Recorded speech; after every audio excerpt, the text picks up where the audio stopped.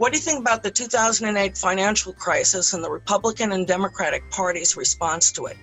For young people who are just waking up to their bleak future, what would you tell them specifically?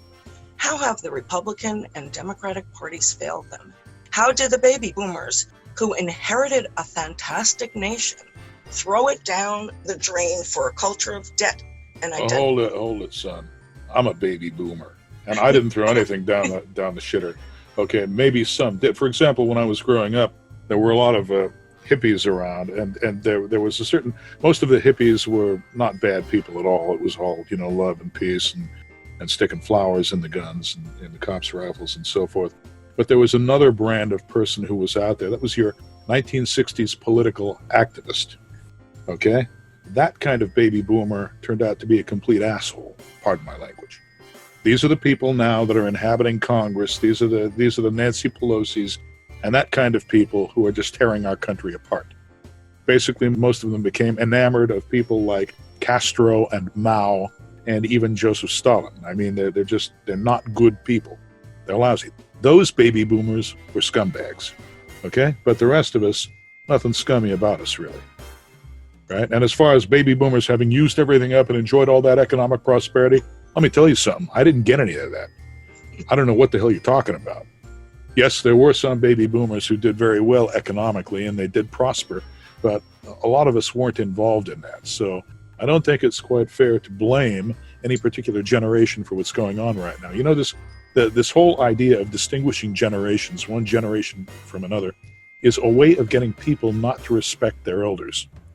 All right? If you can chop up human evolution into little bits and make sure that each bit is disconnected from those that went before, you can literally interrupt and divert human evolution. And that is what is occurring here. Okay? So don't worry so much about generation gaps. Worry more about the people who are using them to affect their will and their dominance over the rest of humanity. I have a follow-up to that statement. I'm what you would call like a Zennial. So I'm in between being a millennial and being in Gen Z. I'm 18. And okay. One of the big arguments that I see with people that are younger, when they're, blaming the baby boomer, even though it's not the baby boomer's fault, is the fact that Social Security is very unstable going to the future because it's super high right now, like it's in the trillions of dollars. But the issue is as the population increases, there's going to be less of portions to give out to people once they retire. And so the issue is that the people that are younger now have to sort of put themselves in a position to fix that problem. And that's like where most of the tension comes from. And so that's yes, well, but part of the problem is that you're being completely hoodwinked. There's plenty of money for you. Okay? It's just that it's all concentrated in the hands of a bunch of pigs who don't want to share it with you. Okay? There's a huge amount of money up there. The money is not a problem. People working, actually producing the utility that is going to take care of you, that's a problem. People are no longer motivated to take care of their elders and to contribute to their elders. And that's a breakdown. That's a moral breakdown of society in general. And like I say, to some extent, there were boomers who are responsible for that. Okay, these 60s political activists, for example, that are infesting the halls of Congress right now, the people in our academic institutions who basically are practicing cultural Marxism and totally destroying any foundation or background, cultural background that we have in order to literally change our identities to something that they want instead of who we actually are. That's the problem, okay? Most of us were not, however, involved in that.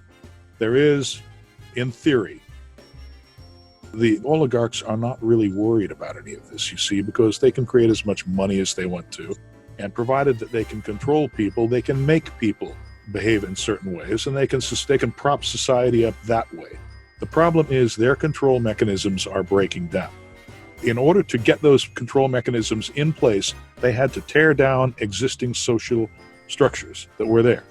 Now they are beginning to wake up to the fact that they're not able to put those social structures back together after tearing them down like that. They didn't fully anticipate this. And so now they're very, very worried about, well, how are we going to make these little people do anything anymore, right? And so things may well fall apart.